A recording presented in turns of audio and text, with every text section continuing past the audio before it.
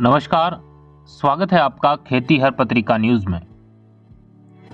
दोस्तों, आज हम बात करेंगे ग्राम सेवा सहकारी समिति की। इस नाम से हर कोई परिचित है।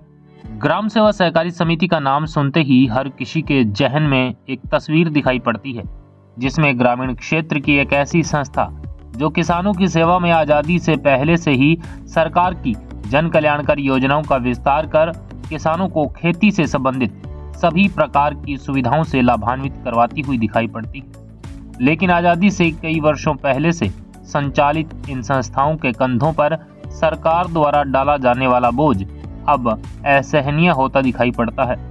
ऐसा प्रतीत होता है कि इन समितियों के माध्यम से जन कल्याणकारी योजनाओं का लाभ लेने वाले किसानों को कहीं ना कहीं आने वाले समय में निराश होना पड़ सकता है।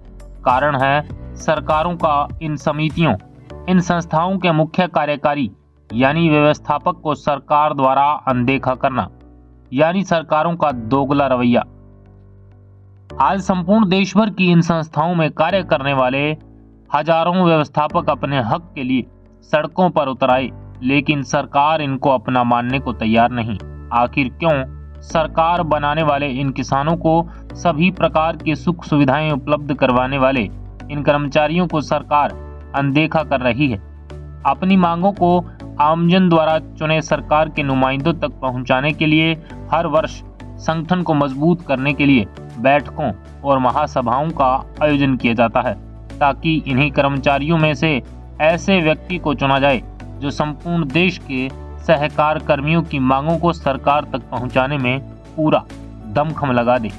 इसको लेकर राजस्थान के अलावा देश भर में अनेकों संगठन बनाए गए हैं जो सरकार को जगाने का प्रयास कर रहे हैं, ताकि सरकार धरातल पर स्थित इन संस्थाओं की हालत जाने और गांव-गांव, ढाणी-ढाणी में देश के इस कोने से उस कोने तक अंतिम छोर में बैठे हर किसान को खेती से संबंधित हर सुविधा उपलब्ध करवाने वाले व्यवस्थापक को उनका हक देकर किसान हितैषी इन संस्थाओं की हालत में सुधार करें। इन्हीं सरकार कर्मियों द्वारा सरकार को जगाने का निरंतर प्रयास किया जा रहा है, जिसके लिए एक बड़े स्तर पर एकता का परिचय देने के लिए सहकारी कर्मचारी संघ भारत का गठन किया गया, जिसमें संपूर्ण देश भर के सहकारी कर्मचारियों ने जुड़कर एकता की मिसाल कायम की है, जिसमें राजस्थान से भी युवा साथियों को भागीदारी देते हुए पदाधिकारी नियुक्त किए गए, जिनमें से एक हैं चंदन सिंह राठौड़। सहकारी कर्मचारी संघ भारत में चंदन सिंह राठौड़ को राजस्थान प्रदेश उपाध्यक्ष पद की बागडोर दे दी गई है। अब पद पर रहते हुए चंदन सिंह राठौड़ के सहकार कर्मियों के हितों में क्या प्रयास रहेंगे? आइए सुनते हैं खेती हर पत्रिका न्यूज से जगदीश कुमार और श्री राठौड़ की यह विशेष वार्ता। वीडियो को शुरू करें इससे पहले आपसे गुजारिश है कि सहकारिता से संबंधित तमाम छोटी बड़ी अपडेट पाने के लिए चैनल को सब्सक्राइब करें और वीडियो को लाइक, कमेंट, शेयर अवश्य करें। वीडियो को अंत तक अवश्य देखें। याद रहे शेयर करना ना भूलें। आइए सुनते हैं यह खास रिपोर्ट। तो सहकारिता का आंदोलन अपने काफ़ी लंबे समय से अरसे से चलता आ रहा है और इस आंदोलन में हर प्रदेश कार्यकारी अध्यक्ष हो, चाहे उपाध्यक्ष हो, चाहे सदस्य हो, वो अपनी अपनी भूमिका निभा रहे हैं और उसका सरकार के सामने से सरकारी तरफ से अपने को कोई अभी निष्कर्ष फल नहीं मिल रहा है। तो आज वैसे ही हम पैक्स कर्मचारी संघ भारत के प्रदेश उपाध्यक्ष चंदन सिंह जी राठौड़ के लिए पधारे हैं। उनके कमला जीएसएस और उनके आज आवास पे हम मिल रहे हैं। उनसे मिलने के लिए सहकारिता के बारे में जानेंगे कि सहकारिता के आगे प्रदेश उपाध्यक्ष के कार्यक्रम पद पे वो क्या क्या करवाना चाहते हैं, क्या नहीं करना चाहते हैं, उनके बारे में उनके साथ विचार विमर्श करेंगे। तो चंदन सिंह जी, आपका हमारा खेती पत्रिका में बहुत बहुत स्वागत। सर नमस्ते, आपके चैनल का बहुत बहुत धन्यवाद कि आपने समय दिया मुझे। ठीक है, मैं आपका बहुत बहुत धन्यवाद है। चंदन सिंह जी, आपको सबसे पहले तो पैक्स कर्मचारी संघ भारत के प्रदेश उपाध्यक्ष कार्यक्रम पर नियुक्त होने के लिए बहुत बहुत बधाई हो। धन्यवाद सर। चंदन सिंह जी, हम आपसे ये जानना चाहते हैं कि आपको प्रदेश उपाध्यक्ष कार्यकारिणी के ऊपर आपको बहुत बड़ा पद दिया गया है और उसके ऊपर आपको ये भरोसा भी जताया गया सहकारिता के अंदर कि आप इस प्रदेश उपाध्यक्ष पद पे कुछ न कुछ पैक्स भारत में अपने विचार रखोगे। तो मैं आपसे ये जानना चाहता हूँ कि प्रदेश उपाध्यक्ष पद पे जो पद मिला है उस पद को आपकी गरिमा के अंदर रहते हुए आप इस पे क्या विचार रखना चाहते हो? सर्वप्रथम तो सर मैं पहले उन नवरत्नों को आभार प्रकट करता हूँ जो हमें 36 जिलों को एक साथ में एक जाजम पर बिठाया है। मैं उन हनुमान सिंह जी राजावत साहब, नरपत सिंह जी सारण साहब, शर्मा साहब, बिल्कुल और सभी जिलों के अध्यक्ष उनको धन्यवाद देता हूँ तय दिल से कि 36 जिलों को और आमेरा साहब को भी कि 36 जिलों को एक जाजम पे ब्रह्मा जी धाम अजमेर पुष्कर में बैठाया और अपना कुछ गतिविधि के बारे में चर्चा की। पहले उन नवरत्नों को बहुत बहुत धन्यवाद है, आभार प्रकट करता हूँ उनका कि अपन सब पहले अगर साथ में आ जाते ना तो सरकार अपनी कुछ आवाज़ सुनती। इसके लिए भी तय दिल से अभी आभार प्रकट करता हूँ कि अभी 36 जिलों को एक साथ में बिठाया है, इसके लिए मैं उनका आभार प्रकट करता हूँ पहले बस। बहुत अच्छी बात है सर।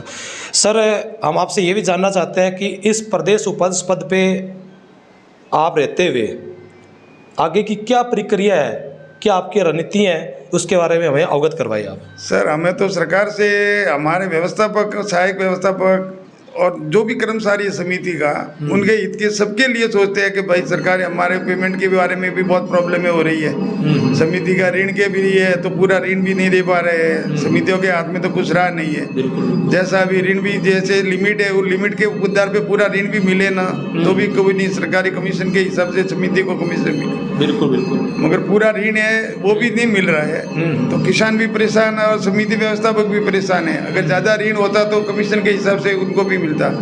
और अभी तो पेंशन का भी सरकार हमारा पेमेंट लेने के लिए भी वादे पड़ रहे हैं। तो सरकार से हमें अनुरोध करते हैं या तो हमें पैक्स कर्मचारी में या सरकारी राज्य कर्मचारी घोषित करे या बैंक कर्मचारी घोषित करे, हमारे कुछ ना कुछ तो भला करावे। बिल्कुल, जितनी भी सरकारी योजना है वो किसानों, गाँव टाणी जहाँ तक पहुँचाने में व्यवस्थापक जितना सपोर्ट सरकार का करता है उतनी कोई बैंकें नहीं करती है। जब जो समितियाँ सरकार का सपोर्ट करती है, लाभान्वित योजना जो भी पहुँचाने का काम गांव ढाणी जहाँ भी पहुँचा रहे हैं तो व्यवस्थापक, सहायक व्यवस्थापक, समिति के कर्मचारी जो भी है वो ये लाभान्वित योजना गांव गांव ढाणी ढाणी पहुँचाते हैं। कोई दूसरी बैंक ऐसा थोड़ी है कि इतना करती है, तो भी सरकार हमारी मांगों का कोई ध्यान नहीं दे रही है। इसके लिए हम सरकार से अनुरोध करते हैं कि आप हमारी मांगों का ध्यान दें, या तो हमें राज्य कर्मचारी करें या बैंक कर्मचारी करें। हम जो भी आपकी योजना है वो तो पहुँचाते सरकार, किसानों को हम ही पहुँचाते हैं, बैंकें इतने गांव में जोड़े ही कर रही है कोई भी काम। इसके लिए हम सरकार से ये अनुरोध करते हैं कि आप हमारी थोड़ी सुने और हमें कुछ सुझाव बराबर करें। राठौड़ साहब, मैं आपसे सहकारिता के दोस्तों को, साथियों को ये बताना चाहता हूँ आपके ज़रिए कि सहकारिता के अंदर कुछ न कुछ अगर हम मिलजुल के करते हैं अपने काम तो बहुत कुछ आगे बढ़ेंगे, और एकजुट होकर अगर अपने लड़ेंगे तो सरकार अपना हल निकालेगी। लेकिन अब राठौड़ साहब, मैं आपसे ये भी जानना चाहता हूँ कि सहकारिता में कैडर के ऊपर आपके क्या विचार हैं? सर कैडर में मैं तो सभी भाइयों से ये निवेदन करता हूँ कि कोई किसी की टांग खींचाई ना करे, सभी एकता अखंडता बनाए रखे, उसमें अपना भला होगा। किसी एक से तो कुछ होगा नहीं। आप जब तक पीछे वाले सब अपना सपोर्ट नहीं करोगे, सब एक साथ एक मिल के नहीं रहोगे, जब तक हमारी बातें कोई सुनने वाला नहीं है। पूरा कैंडर जैसे ही बनेगा तो पूरा सपोर्ट मिलेगा। जितने अभी 36 जिले अपन साथ में बैठे हैं तो 36 जिलों जैसा अपन गठबंधन एक साथ में किया है वैसे ही अपन मिलजुल के काम करेंगे तो हमारी सरकार भी हमारी आवाज़ सुनेगी, नहीं तो कुछ सुनने वाली नहीं है। तो मैं तो भाइयों से यही निवेदन करता हूँ कि आप सब एकदम संगठन रहे, साथ देवे, तभी जाके आगे कुछ कार्य करेगा, नहीं तो कुछ सुनने वाला नहीं। राठौड़ साहब, मैं आज आपके मेरी नीतिराज जी शर्मा प्रदेश अध्यक्ष कार्यकारी है ना, उनसे मेरी बात हुई तो उन्होंने मुझे बताया कि दिल्ली के अंदर 1 मार्च को अपने पैक्स कर्मचारी संघ भारत की मीटिंग होने जा रही है। उस मीटिंग के अंदर के प्रति आपके राजस्थान की तरफ से क्या विचार रखना चाहते हो? हम तो सर यही विचार रखना चाहते हैं कि व्यवस्थापक भाई, सहायक, जो जितने भी समिति के कर्मचारी नीचे तक जो भी है उनका सबका भला होवे। मेरे विचार तो यही है कि हमारी सरकार की कुछ मांगे सुने।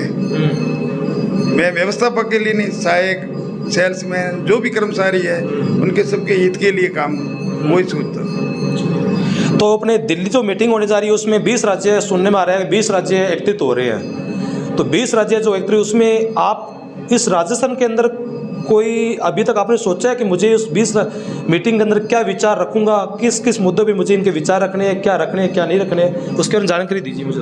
वो तो मुझे मेरे भाई लोगों से भी पूछा गया, हम तो हमारा पहला मुद्दा तो वही है, या तो हमें राज्य कर्मचारी बनाए या बैंक कर्मचारी। दूसरी तो चर्चा हम लोग आपस में भाई लोग फोन पे या जो भी भाई ये मुद्दा अपना आगे रखना है। मेरा सभी का मुद्दा तो चलेगा नहीं, बिल्कुल भाई लोगों को भी चर्चा करूंगा मेरे सहकारी साथियों से बिल्कुल। कि अपना आगे क्या करना है, कैसे करना है, रणनीति तैयार करना है। तो मैं अकेला तो नहीं करूंगा, उनसे पूछ के करूंगा, सलाह मशवरा तो करना पड़ेगा। बिल्कुल बिल्कुल। उसके बिना तो अकेले से तो काम होगा नहीं। बिल्कुल। पीछे सपोर्ट मिलेगा, भाई लोग बोलेंगे, भाई हमारे सहकारी साथी सभी भाई कि ये सुझाव अपना आगे रखना है। मेरे अकेलेपन से तो होगा नहीं, सबका साथ सबका विकास वही हुआ है, तो सब लोग साथ बोलेंगे वही होगा सर। बिल्कुल बिल्कुल बिल्कुल। राठौड़ साहब, मैं आपसे सहकारिता के मुद्दे, संगठन के मुद्दे बात की। अब मैं थोड़ा आपकी इस किसानों के संबंधित जानकारी लेना चाहता हूं कि जैसे पीएम किसान समृद्धि योजना चल रही है, उसके प्रति आप किसानों को क्या मोटिवेट करना चाहते हो? सर, मैं किसानों से ये निवेदन करना चाहता हूँ, जैसे जैसे अभी आप जो भी सूचना मिले अपने 12-12 महीने उनको रिव्यू करना, जो भी अभी केसीसी के तो 6 महीने में, समिति स्तर पर 6 महीने में करने का होता है, और 12 महीने में जैसे बैंकों से लिया हुआ ऋण है तो 12 महीने में करना पड़ता है। जैसे ये अपने किसान प्रधानमंत्री योजना वाला जो भी होता है वो 12 महीने में अपने को रेवेन्यू करना पड़ता है। तो अपना समिति स्तर पर नहीं, वो ई मित्र पे जाके अपना संशोधित जो भी होता है वो ई मित्र वाले से पूछ के अपना समय समय पर करते रहे तो आपको प्रधानमंत्री वाला नफा मिलता रहेगा। बिल्कुल बिल्कुल बिल्कुल। इसके अलावा सहकारिता के प्रति और आपके क्या विचार है जो हमें अवगत कराए? हम तो सर सहकारिता का यही, कभी से हम नौकरियां कर रहे हैं तो हमारा सहकार आगे बढ़े, हम विचार वही रखते हैं कि हमारे सहकारिता समितियां है वो आगे कैसे बढ़े, विचार वही रखते हैं। मगर सरकार हमें कुछ न कुछ थोड़ा मिले ना सरकार से कि भाई ये सरकार की तरफ से हमको कोई मुआवजा राशि या कोई भी मिले तो हमारे में समितियाँ उठाने का कोशिश कोई भी करे तो भी हमसे खाली उठने वाली नहीं है। सरकार जहाँ तक हमारा सपोर्ट ना करे ना तब समितियाँ कुछ उठती नहीं है। सही है, सही है। तो राठौड़ साहब, मैं आपसे ये भी जानना चाहता हूँ कि कुछ सहकारिता में व्यवस्थापक है या सहायक व्यवस्थापक है, उनको वेतन नहीं मिल रहा है, वो अपनी लड़ाइयाँ लड़ रहे हैं, किसी की स्क्रीनिंग नहीं हो रही है, किसी का वेतन नहीं मिल रहा है, वो मतलब 12-12 घंटे काम कर रहे हैं, तो इसके प्रति आप अपने कोई विचार रखना चाहते हो सरकार की तरफ? मैं तो सर अभी आपसे पहले ही बोला कि वेतन के बारे में परेशानी बहुत ज़्यादा है, तो वही सरकार से निवेदन करता है कि आप हमारे को वेतन को तो समय पर दिया करें, आप देवे ना। समितियाँ खाली परसेंटेज पे खर्चा निकलना मुश्किल हो गया है। इसके लिए तो हम बोल रहे हैं कि या तो सरकार हमें वेतन देवे, राज्य कर्मचारी करे या बैंक कर्मचारी करे, और वेतन का हमें तो ये बैंक कर्मचारी या राज्य कर्मचारी कुछ न कुछ होगा तो हमारे बैंक के वेतन डायरेक्ट सरकारें देगी, नहीं तो जैसे देगी।